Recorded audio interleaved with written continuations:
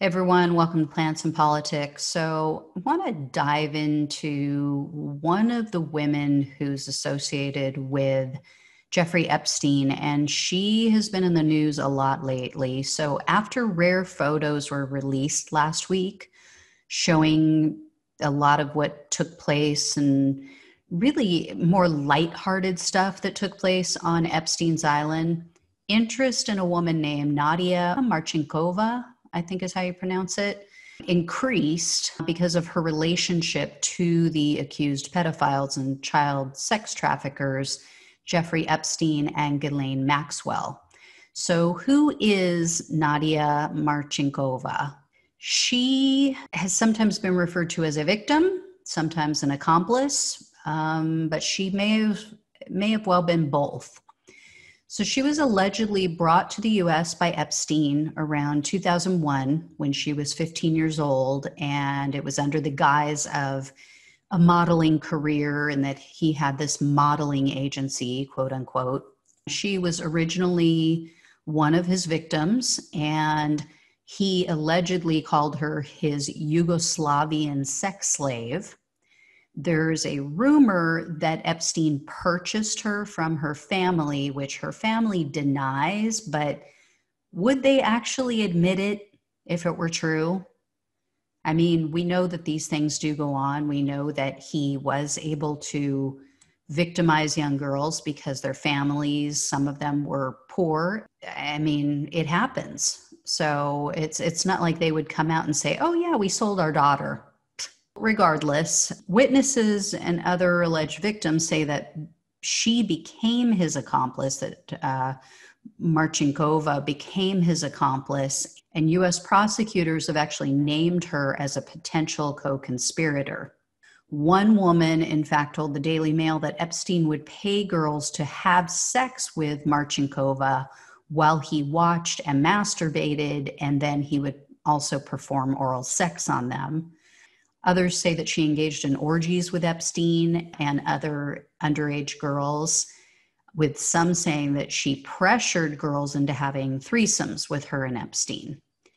And another Epstein accuser named Sarah Ransom, she alleges that she had sex with Marcinkova and Alan Dershowitz in New York. And as you probably know, Alan Dershowitz is a famous attorney. He's a regular on Fox News Channel. He's a friend of Donald Trump's. He was one of Epstein's attorneys who got him a real sweetheart deal back in 2008, which I'm going to talk about in just a second.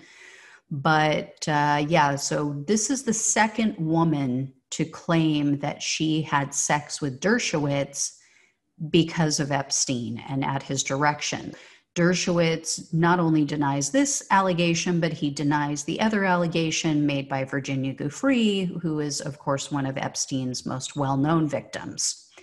And court documents allege that Marcinkova became one of Epstein's recruiters. So, you know, it's tough because so many of these girls did start out as victims and then they did start recruiting other girls for him. And it's tough to say, you know, did he just twist them into knots into thinking that, you know, he was a great person and that this was the right thing to do? Did he threaten them? I mean, it's hard to know. But her attorneys, of course, deny the allegations and say that she was just a victim, that she was, quote, severely traumatized by Epstein and her time with him. They also provided the following statement to the Daily Mail, quote, Nadia wishes to express her compassion and support for her fellow survivors who also fell prey to Jeffrey Epstein's predatory, abusive behavior. But here's the deal.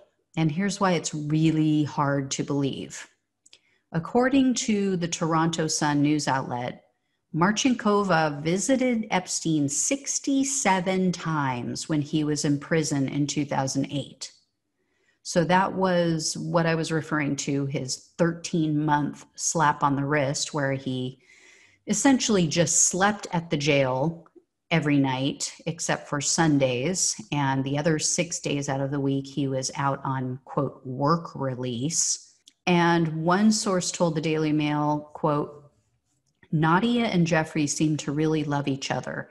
It was as if they had a romantic relationship. They were affectionate to each other, often holding hands. So again, you know, what's the truth here? I mean, she was visiting him in 2008. That was 12 years ago. She would have been in her 20s. I would think old enough to know better, old enough to know that what went on was wrong, but I don't know. And in 2010, Marcinkova was one of several women who was deposed regarding her interactions and relationship with Epstein. And rather than coming clean and telling what she knows, she cited the Fifth Amendment to avoid incriminating herself. And of note, she was specifically asked if she ever had sex with Prince Andrew, to which she simply replied, fifth. So she refused to answer that question. I mean, if anybody asked me, have you ever had sex with Prince Andrew? The answer just would be no. I mean, if you haven't had sex with someone, you just simply say no. So pretty telling there. But Marcinkova is now in her mid-30s. She has a career as a pilot. She's the CEO and founder of a company called Aviloop. And she's somewhat changed her names, but she is under, I don't know if she's formally under investigation, but she is definitely being looked at. And hopefully she has the compassion, as she put it, the wherewithal, the morals, the ethics, the principles to step forward and talk about what happened and what she knows, and to not pull any punches, because it's time that these women receive justice. So I will keep an eye on this. If I hear any more about her, I will let you know. And as always, like, share, subscribe. I'll talk to you guys soon. Take care. Thanks for listening to Plants and Politics. The only way we can take our country and power back is to spread the truth and build an army. So remember to like, follow, subscribe, and share on Facebook, YouTube, and wherever you listen to your podcasts. Thanks again.